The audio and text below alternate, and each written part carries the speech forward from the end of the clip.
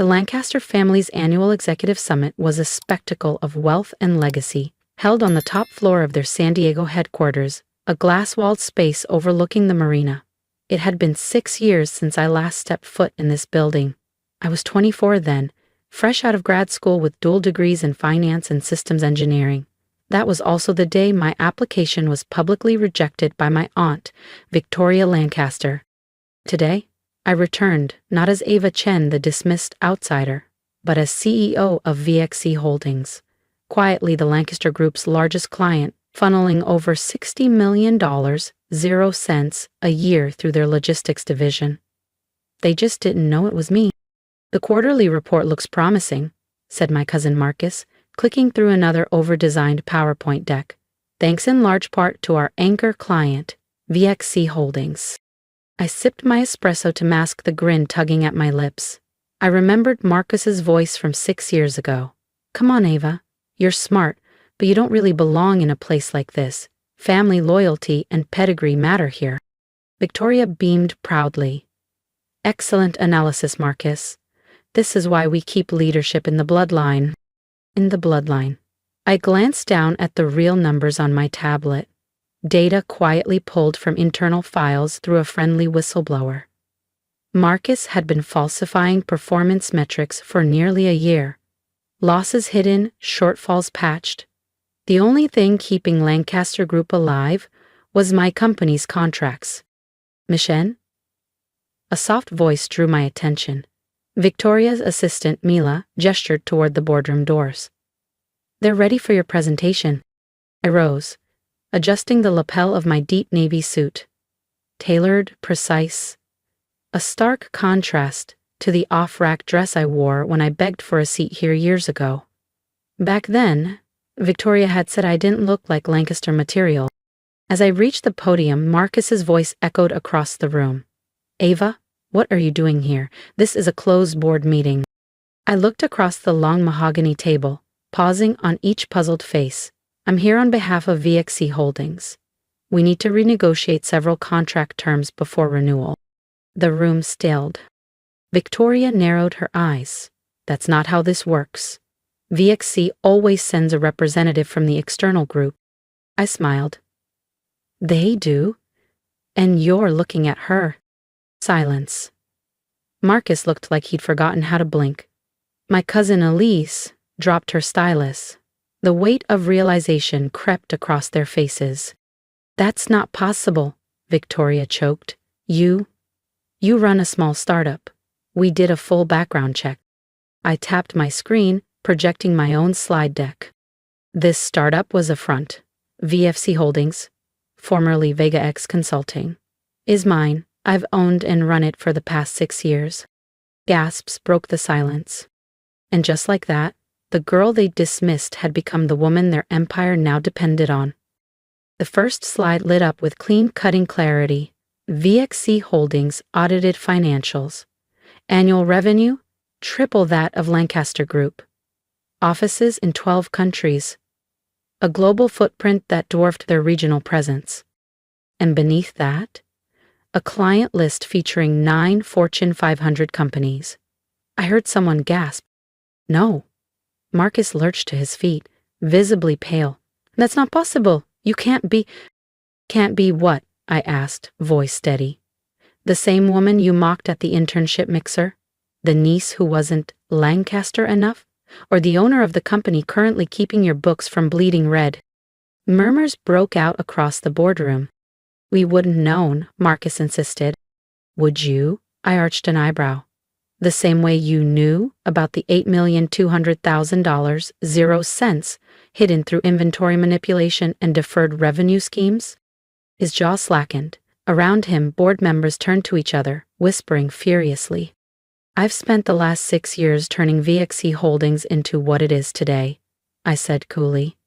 "While you all clinked glasses over keeping me out of your club, I was quietly becoming your lifeline." And Victoria's knuckles whitened as she gripped the armrests. "Why come forward now?" I clicked to the next slide. An analysis of Lancaster Group's dependency on VXC. It wasn't subtle. 82% of their logistics revenue. 70% of new growth. Over half their remaining client retention initiatives rode on infrastructure VXC controlled. Because it's time to renegotiate, I said, and based on what I've uncovered, I'm not sure there's much left to salvage. You can't just walk away, Marcus stammered. Those contracts are up for renewal in 5 business days, I cut in. And as CEO of VXC, I have serious concerns about Lancaster Group's stability. Your stability, cousin. The room exploded. Board members demanded explanations. Victoria shot Marcus a death glare. Elise muttered something about corporate liability. I remained still, calm, composed. Let the storm hit them first. I'll be calling an emergency audit meeting tomorrow at 9 a.m., I said, gathering my tablet and notes. My team will present a full forensic breakdown of your finances. I suggest you show up prepared. This is revenge, Marcus accused, voice trembling. Because we didn't give you a seat at the table. I paused at the doorway. The memory of that rejection 6 years ago still echoed. His smug face, Victoria's cold stare, the laughter that followed when I walked out with my head held high but heart in pieces. No, Marcus, this isn't revenge, I said, looking him dead in the eye. This is business. The very thing you claimed I'd never understand. I glanced at my watch. 9 sharp. Don't be late. Though punctuality never really ran in your side of the family, did it? As I stepped into the hallway, the voices behind me fractured into accusations. Victoria's calm cracked. Marcus tried, again, to justify the numbers. My assistant, Michael, was waiting by the elevator. He held out a bottle of sparkling water. How'd it go? Exactly as planned, I said, stepping inside. If you thought that boardroom twist was satisfying, trust me, you won't want to miss what happens at tomorrow's audit meeting. Hit subscribe and I'll take you inside, the moment everything finally comes crashing down. I stepped into the elevator, pressing the button for the lobby. Is everything ready for tomorrow? I asked. Full audit reports, full breakdown of Marcus's financial manipulation, and a dependency analysis that'll make their stomachs turn, Michael replied with a calm grin. They won't know what hit them. I thought about Aunt Victoria's face when the realization had dawned, about Marcus, panicked and pale, scrambling to hold up numbers that had never been real, about the years they'd whispered behind my back, saying I wasn't a fit for the Lancaster legacy, that I lacked the pedigree, that I didn't belong. Send me the latest draft of the termination letter, I told Michael. I want my eyes on it before tomorrow. You're really going to pull out of all the contracts? He asked. I smiled. Let's just say they'll finally understand what earned power looks like. Tomorrow, they'll learn what real business is. The next morning, I arrived at Lancaster Group's headquarters an hour early, the same building that had once turned me away. The lobby guard, same guy from 6 years ago, stood up so fast he nearly knocked over his coffee. Miss Chen? Welcome. He hesitated. The board's already gathering upstairs. Early, I murmured. Funny what the smell of collapse does to people. As I stepped into the executive elevator, the polished chrome reflected back someone they never saw coming. The woman they'd pushed aside was about to hold the pen over their fate. The boardroom was packed when I entered. Silence blanketed the air. Victoria sat at the head, her presence hallowed. Marcus sat hunched beside the corporate lawyers, flanked by tension and denial. Independent board members were already whispering, brows furrowed over printed summaries. Behind me, my team of analysts filed in, all handpicked, all quietly embedded over the past 5 years, collecting data while the Lancaster heirs played legacy games. I stood at the podium. Good morning, I said smoothly. Shall we begin? Ava, Victoria said, her voice stripped of its edge. Before we get into this, maybe we could speak privately. I tilted my head slightly. I think we've had enough private family conversations, don't you? I nodded toward my team. Distribute the reports, please. Papers rustled like storm winds. Then, the sharp sounds of gasps. One board member swore under her breath. This can't be right, muttered a director, flipping pages. These losses? These numbers? Oh, they're accurate, I confirmed, pulling up my presentation. Let's start with the creative accounting, shall we? I looked at Marcus. Would you like to explain how over $8 million in losses were tucked under miscellaneous operational expenses? His lawyer began to object, but I raised a hand. Or should we fast forward to the inflated client metrics, the phantom assets, or the part where, without VXC Holdings contracts, Lancaster Group is technically insolvent? You're trying to destroy us, Marcus said, voice cracking. I stared at him, unwavering. No, Marcus, you did that on your own. Think your own family, Marcus choked out. I raised an eyebrow. Family? You mean when you told half the industry I wasn't cut out for corporate leadership, or when Aunt Victoria laughed and said I'd never understand real business? That was 6 years ago, Victoria said, a little too quickly. Yes, it was, and while you were busy guarding the family crest and polishing old legacies, I was building something from scratch. Today, VXC Holdings is triple the size of Lancaster Group. I clicked to the next slide. Numbers didn't lie. A bar graph showed just how deep their dependency ran. 47% of your revenue is directly tied to VXC, I said evenly. Revenue that will vanish next Monday if I terminate our contract. The room erupted. Voices layered over each other. Chairs scraped. Lawyers huddled in panic. One board member actually swore aloud. And then, Marcus broke. I didn't mean for it to go this far, he muttered, slumping in his chair. You can't just pull out, Ava. Victoria stood, face flushed with fury. We'll take legal action. On what grounds? I asked, my voice turning cool. That your rejected niece outperformed your entire executive suite? That your son's fraudulent reporting was uncovered before the SEC got involved? I leaned forward.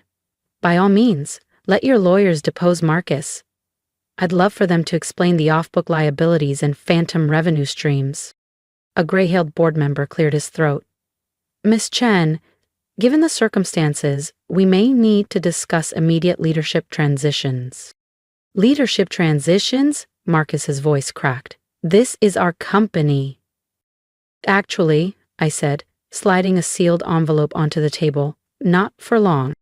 Inside were 2 documents. Option 1, I said, Lancaster Group agrees to a full restructuring. Marcus resigns, the board appoints independent leadership. We continue a scaled-down partnership with oversight. And option 2, Victoria asked softly. I walk. Every contract gone.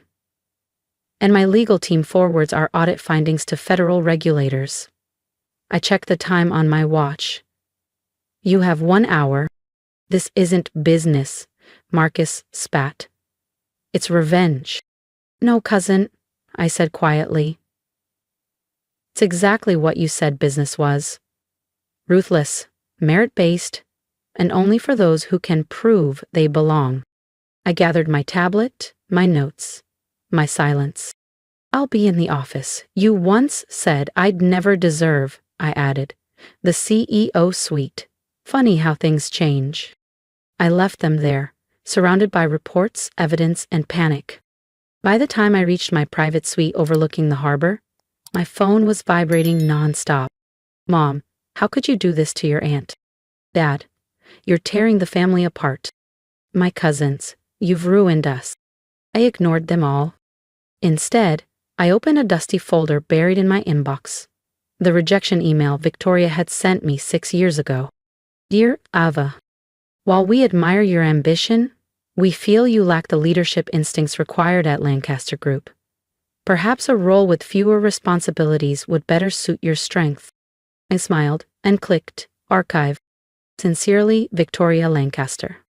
I printed the old rejection email and placed it on what would soon be my new desk. The board, now staring at undeniable evidence of Marcus's fraudulent reporting and the company's heavy reliance on VXC Holdings, had only one rational path forward. Accept my terms, or lose everything. By sunset, it was done. Marcus resigned, his exit as quiet as it was overdue. Victoria, stripped of her influence, was pressured into an early retirement that no one in the room tried to fight, and Lancaster Group, once a fortress of nepotism and old money pride, would be restructured under my oversight. The family empire they once claimed I wasn't fit to join would now report to me. Michael stepped in just as the final papers were signed, a bottle of chilled champagne in hand. "Congratulations," he said with a grin, "on your very elegant takeover." "Not a takeover," I replied, watching through the window as Marcus and Victoria quietly packed their offices into cardboard boxes. "Just business, the kind they told me I'd never understand." My phone buzzed again. Dozens of unread messages. "Mom, you didn't have to humiliate them." "Dad, this isn't how family handles conflict." "Cousins, we grew up together. How could you?" I typed one message to the family group chat and hit send. "Don't worry about the family name. Lancaster Group is finally in qualified hands." Then I set the phone down and turned back to the window, watching the Pacific fade to orange and gold as the sun sank behind the skyline. A new kind of peace settled over me. Not the peace of approval or recognition, but the clarity of earned power. Because sometimes success isn't about getting the job you begged for. It's about building something so undeniable that they're forced to sit across the table and negotiate with you. And sometimes, the best revenge isn't revenge at all. It's becoming their boss. Victoria had been right about one thing, though. I wasn't qualified to work at Lancaster Group. I was qualified to own it. Hey, before we dive into anything else, how was your day? Really? I know we don't always ask each other that, especially in a world moving this fast, but I'd love to know. Drop it in the comments. Good, bad, somewhere in between. I'm listening. Because sometimes just being heard is the first step to feeling seen. And if you've made it this far, I want to thank you, not just for listening to my story, but for walking through every hard-earned lesson with me. When I was told I wasn't good enough to sit at their table, I didn't fight for a seat. I built my own table, and eventually, they had no choice but to stand around mine. So now, I want to hear from you. Have you ever been underestimated, overlooked, or shut out by people who were supposed to believe in you? Tell me how you kept going anyway. Or tell me where you are now, and I'll cheer you on like no one else did. Because if there's one thing I've learned, it's that quiet strength makes the loudest impact. If any part of this story resonated with you, hit that subscribe button. Not just to support me, but to support yourself. Because stories like this aren't just about revenge or power plays. They're about finding your voice, honoring your worth, and rewriting your place in the world. Here's what I know now. You don't need permission to begin. You don't need approval to grow. And you definitely don't need anyone's blessing to become who you were always meant to be. So go ahead, archive that rejection, build what they said you couldn't, and when they finally recognize you, make sure it's because you refused to disappear. Until then, I'll be right here, sharing stories like mine and waiting to hear yours. Because sometimes, the best success story starts with a no you turned into power.